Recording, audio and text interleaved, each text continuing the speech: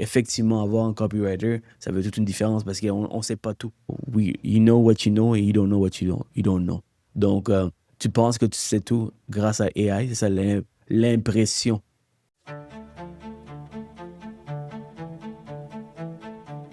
John, ça va bien? Ça va super bien, mon ami, et toi?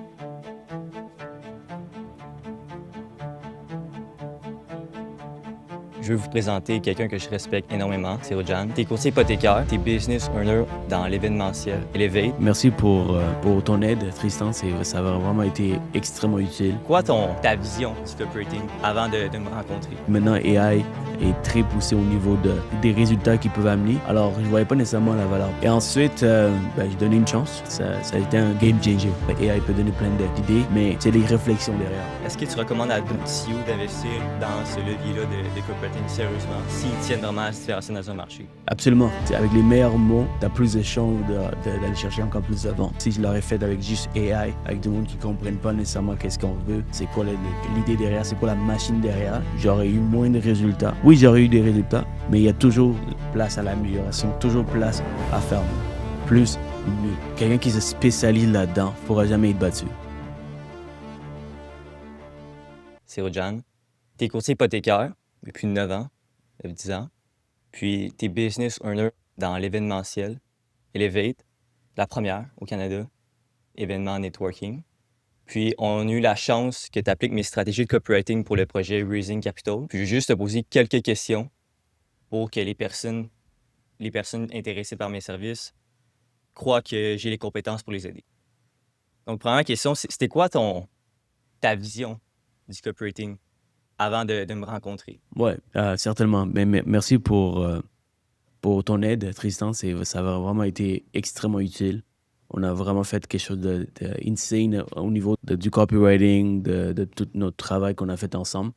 La première chose que je dirais, c'est que quand on s'est rencontrés à Power l'événement Action. Power Action de Yann Lajoie, quand tu es venu me voir, d'abord, la première chose qui m'a impressionné de toi, c'est que tu as passé à l'action au niveau d'Elevate. Tu as acheté le billet. Beaucoup veulent venir, mais peu passer à l'action. Puis être un entrepreneur, c'est du monde qui saute de l'avion sans parachute et construisent le parachute. Alors, ça, c'est la première chose que j'ai remarqué de toi. La deuxième chose, je dirais que je ne voyais pas nécessairement la valeur derrière tes services. Pourquoi? Parce que maintenant, avec l'ère de l'intelligence artificielle, c'est très facile d'aller sur ChatGPT, sur ces plateformes et construire toi-même le copywriting pour tes sites web. Donc, je comprenais pas trop, surtout le fait que maintenant AI est très poussé au niveau des résultats qu'ils peuvent amener. Alors, je voyais pas nécessairement la valeur. Puis là, tu disais que ouais, mais c'est pas la même chose et que nous, on prend plus de temps en tant qu'humain, en tant que quelqu'un qui rédige le texte par lui-même. On regarde de quelle façon on peut procéder. On essaie plusieurs tests avant de pouvoir réaliser un projet. Alors, tu sais, j'étais pas trop certain que ça pourrait amener de la valeur parce que j'utilisais, depuis le début, j'utilise AI pour pouvoir bâtir nos sites web avec mon monde de IT. C'est ça que j'utilise et ça fait quand même un bon boulot, mais donc je voyais pas nécessairement la valeur. Et ensuite, j'ai donné une chance et ça a été un game changer. Ce que tu as dit avec l'IA, c'est intéressant. Moi, comment je vois ça, c'est que l'IA doit juste accélérer le processus en fonction de tes compétences. Exemple, tu es un docteur, ben, tu peux utiliser l'IA. Mais si, exemple, c'est juste de commencer en médecine, peut-être que ça va faire des erreurs. Comme toi, tu utilises l'IA en copywriting, peut-être que ça va faire des erreurs, je sais qu'ils se trompent, tu comprends? Mhm. Puis, moi, je pense que la majeure différence, c'est surtout dans le brain voice, puis aussi dans l'idée, on va en parler après.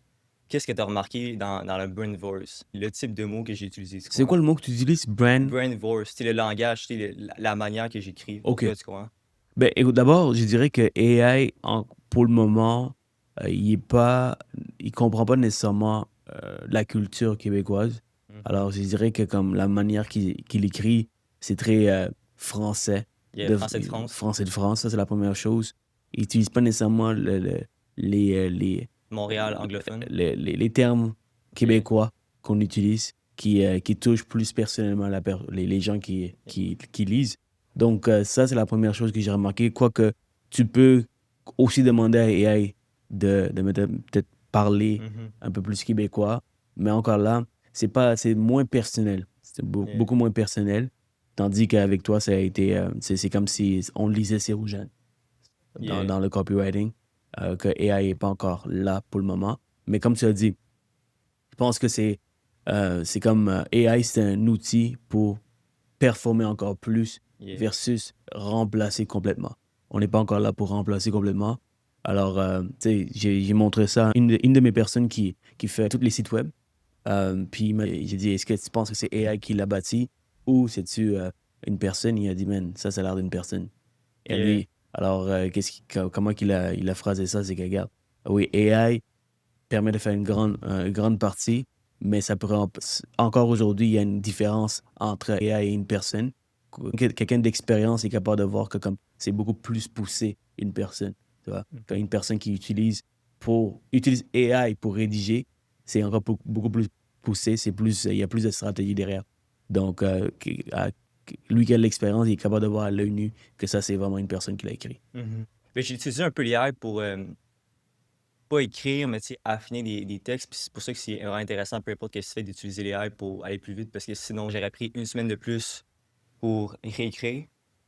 Parce que, tu sais, quand tu es humain, tu sais, des fois, il y a des trucs que tu vois pas, que tu as fait des erreurs. Puis l'IA, je pense que ça accélère le processus. Ouais. Puis en termes de persuasion, l'ancienne version, puis la nouvelle version de l'opt-in à $7. Quoi la majeure différence? Est-ce que tu penses que c'est l'idée du high trust filter? C'est quoi le truc principal, tu penses, de persuasion que Je tu as dirais enlevé?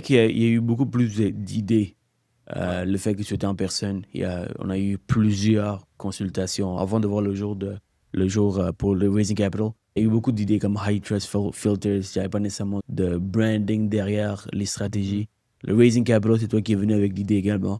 Je pense que j'avais pas nécessairement d'idées encore. Quoique encore une fois, AI peut donner plein d'idées, mais c'est les réflexions derrière. Right? Mhm. Alors, tout le monde, la meilleure façon que je peux décrire ça, c'est que quand on a un téléphone, avec le téléphone, on peut faire des millions de dollars, des milliards de dollars si tu sais comment l'utiliser. Right? Par contre, tout le monde a un téléphone, mais est-ce que tout le monde fait des millions? C'est vrai. Pourtant, le téléphone, tu peux faire tout ce que tu veux avec le téléphone. Tu peux faire Mhm. énormément d'argent, tu peux contacter les gens que tu veux. Il y a plein de choses que tu peux faire avec le téléphone, mais c'est pas tout le monde qui savent comment utiliser le téléphone. Même chose avec le AI. AI, c'est un outil qui permet de pousser encore plus tes performances. Mhm. Puis est-ce que tu serais d'accord avec moi pour dire que un extrêmement bon copywriting dans un funnel, c'est ça qui ramène des millions, littéralement? Est-ce que tu penses que c'est une des composantes les plus importantes dans un funnel? Un vraiment bon copywriting? Je pense que quelqu'un qui se spécialise là-dedans pourra jamais être battu. Right? Alors, par exemple, moi, ma spécialité, c'est le financement hypothécaire. Mhm. Je sais exactement de quoi que je parle. Je connais tous les termes. Je connais comment négocier. Je sais comment aller chercher de l'argent pour les autres. Alors, ça, c'est ma spécialité. Quelqu'un qui utilise AI, puis, tu sais, mettons, je suis un courtier hypothécaire, puis c'est moi qui bâtis mes sites web. C'est moi qui bâtis les graphismes. C'est moi qui utilise Canva pour pouvoir monter les présentations. Tu pourras jamais être meilleur que lui qui est un spécialiste. Donc, effectivement, avoir un copywriter, ça veut toute une différence parce qu'on ne sait pas tout. Right? Mhm. You know what you know and you don't know what you don't know. Donc, tu penses que tu sais tout grâce à AI, c'est ça l'impression que AI te donne. Mais la réalité, c'est que si tu poses pas la bonne question, tu fais pas réfléchir AI de la bonne façon, et ça prend énormément de temps aussi pour pouvoir avoir ces genres de réflexions. Et ce qui m'a surpris avec toi, c'est que des fois, je voulais aller tellement vite. Et toi, au contraire, tu me disais, non, non, non, ça va me prendre un bloc d'heures de 5 heures, exemple, Mhm. pour pouvoir juste trouver la bonne idée. Donc, passais beaucoup de temps à, à réfléchir aux Ouais. idées que tu peux amener sur la table. Ça, c'est quelque chose que je ne suis pas nécessairement familier car un entrepreneur, Ouais. speed is very important. Et je trouvais qu'avec l'autre côté de la médaille, quand on est créatif, ça prend beaucoup de temps au niveau de trouver la bonne idée. C'est ça que je t'avais parlé au dernier meeting. Si tu fais quelque chose d'excellent, ça prend du temps. Et je t'avais parlé du lead one thing. C'est comme en business, quand tu te focuses sur une business, Ouais. tu vas plus vite que si tu ouvres 5 business en même temps. Ouais, effectivement. Donc, c'est drôle. Tu sais, tu es très jeune Ouais. et t'as pas ce problème de TDAH. Non? Ouais, je trouvais que comme, tu sais, quand t'es focus, tu me disais tout le temps, non, moi, tu sais, je pense qu'à un moment donné, j'essaie de t'appeler et je pense que tu étais au bureau. Et j'essaie de t'appeler puis tu répondais pas. Là, je suis allé voir pour dire, hey, man, qu'est-ce que, tu sais, je t'ai appelé comme 5 6 fois, qu'est-ce qui se passe? Non, non, non, moi, je garde mon téléphone dans le sac quand je suis full focus, je dois zone in et faut vraiment que je sois super concentré. Yeah. C'est très rare de nos jours, surtout les jeunes qui prennent pas 2 3 minutes de pause à chaque 15 minutes là, pour Yeah. fouiller nos téléphones. Toi, tu es ultra focus dans ton travail. Ça, c'est quelque chose d'impressionnant aussi parce que peu de personnes savent le faire. Et peu de personnes savent le faire sans distraction. Et qu'est-ce qui distrait le plus? C'est nos téléphones. Mhm. Je pense que j'ai appris ça de Steve Jobs. Lui, il dit c'est que t'as juste besoin de la simplicité puis le focus pour graver des montagnes, il dit, là, c'est sa quote. Puis dernière chose, est-ce que tu recommanderais tous tes business owners dans l'événementiel, puis aussi courtier hypothécaire, mais plus pour en tant que CEO? Est-ce que tu recommandes à d'autres CEO d'investir dans ce levier-là de copywriting sérieusement s'ils tiennent vraiment à se différencier dans un marché? Moi, j'avais complètement une autre impression, une autre philosophie derrière utiliser un copywriter. J'ai jamais rencontré de copywriter dans le passé. Alors, pour moi, c'est soit j'engage du monde à l'extérieur du pays, j'engage du monde sur Fiverr, j'engage du monde ailleurs. Puis, ce que j'ai remarqué avec notre travail ensemble, c'est qu'il y a un gars ici au Québec qui comprend la culture, qui comprend le langage. Et j'aime ça dire que et selon ce qu'on dit qui facilite un peu la vente, right? Donc en vente, c'est ce qu'on dit, c'est ce qu'on dégage, mais ça peut aussi être fait à travers le storytelling, à Mhm. travers la narration, à travers l'histoire qu'on rencontre. Et ça, c'est un art qui doit être vraiment pris en considération. Donc je dirais que absolument, right? Je pense que c'est avec les meilleurs mots, tu as plus de chances d'aller chercher encore plus de ventes. Et je pense que ça, j'aurais eu moins de résultats. Oui, j'aurais eu des résultats, mais il y a toujours place à l'amélioration, toujours place à faire plus, mieux. Donc Mhm. ça prend un spécialiste pour le faire. Et il y a des gens qui se spécialisent là-dedans. Il y a des gens qui se spécialisent dans l'écriture, Mhm. dans écrire des meilleurs textes pour pouvoir vendre plus. Je sais très bien qu'aux États-Unis, c'est quelque chose de plus populaire.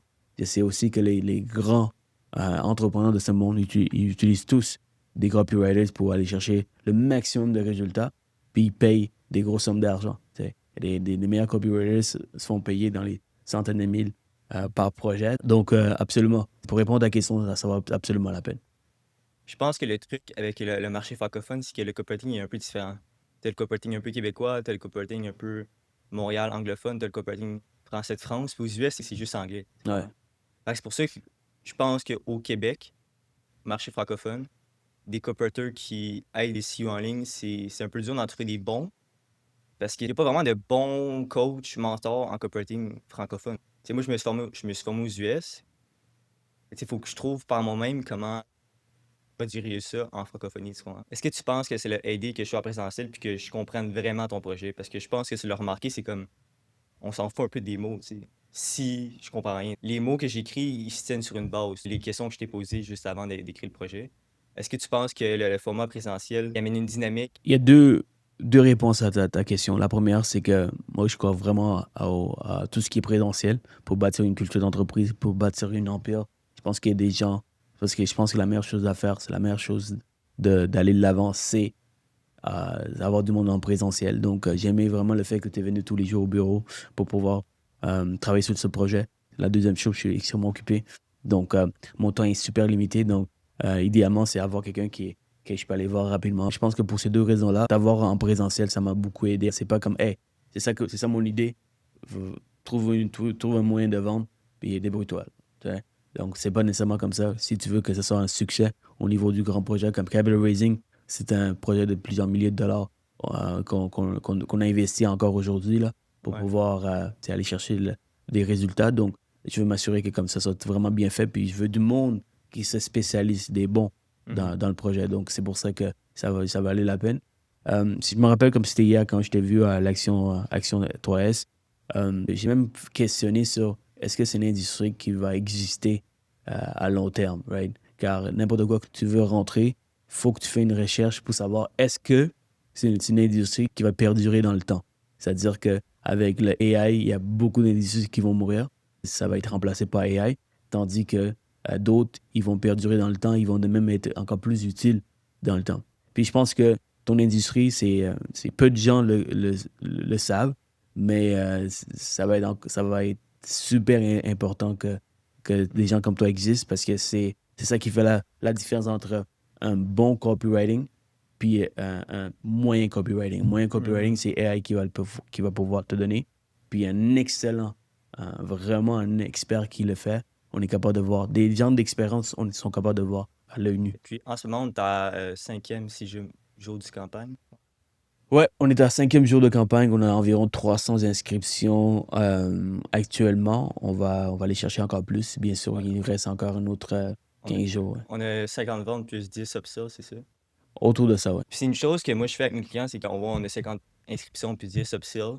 Puis le taux d'inscription, c'est 15 OK, mais c'est quoi qui bloque? Est-ce qu'on peut aller chercher 17 Je pense que tu vois que je suis vraiment là pour devenir le meilleur en copywriting. J'ai pas peur de travailler gratuitement pour améliorer en avant, exemple, tes ads, en arrière. Tu penses que c'est quelque chose que tu apprécies? Je pense que c'est nécessaire. Ça coûte des sous pour travailler avec toi, you know? Alors, il faut que la personne soit passionnée, obsédée à avoir des résultats, à voir les résultats pour son client. Puis je vois aussi que plusieurs fois, quand on devait tweaker les choses, même lorsque le mandat est fini, puis tantôt avant le podcast, il m'a même proposé, hey, ça me fait plaisir de regarder à nouveau qu'est-ce qui fonctionne, comment on peut optimiser encore plus, afin d'aller chercher encore plus de résultats. Donc, je pense que ça, c'est nécessaire. En tant qu'entrepreneur, dans n'importe quel boulot, quelqu'un qui veut réussir, qui va aller loin dans sa carrière, nombre de fois, nombre de clients que j'ai donné mon temps gratuitement pour pouvoir aller chercher encore plus de résultats. Et puis aujourd'hui, ça paye, right? Ça paye. Pendant 5 ans de temps, j'ai commencé un podcast de mes propres poches où ça me coûtait environ une trentaine de mille pour pouvoir organiser. Mais c'est ça qui m'a permis de remplir 900 personnes l'année passée, c'est-à-dire une salle de 900 personnes parce que toute mon audience, je les ai invités à venir à cet événement et payer environ 400 à 4000 dollars pour assister. Donc, c'est parce que j'ai tellement donné à l'industrie que les gens se sentaient confortables. Ils voyaient la valeur des Ressurgènes. C'est pour ça ils m'ont suivi. Puis cette année, on fait la même chose, encore plus grand, 1500 personnes. Donc, tout ça a été possible parce que ça a toujours été comment que je peux aider la personne. Comment que je peux m'assurer que cette personne revient, qui est content, qui parle de moi. Tu sais, quand tu fais un bon service, tu vas peut-être avoir un écho de 4-5 personnes de plus. C'est-à-dire que la personne va en parler à 4-5 personnes de tes services, de comment que tu as performé et tout. Mais quand tu fais une mauvaise job, il va en parler à une quarantaine de personnes. Donc, t'es bien OK. parti, mon âme.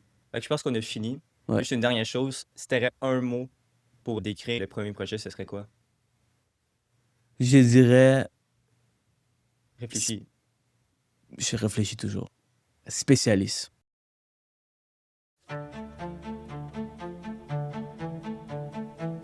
T'es un spécialiste. Et les spécialistes sont souvent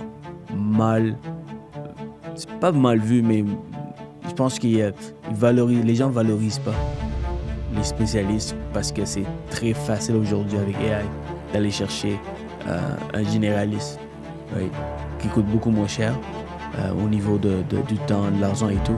Mais c'est ça qui fait la différence avec un excellent copywriting puis un so-so copywriting. Un copywriting moyen, médiocre. Donc, je pense que c'est la meilleure façon que je peux te décrire. C'est un spécialiste dans ce que tu fais. Et quand tu veux avoir des très bons résultats, il faut engager des spécialistes. All right.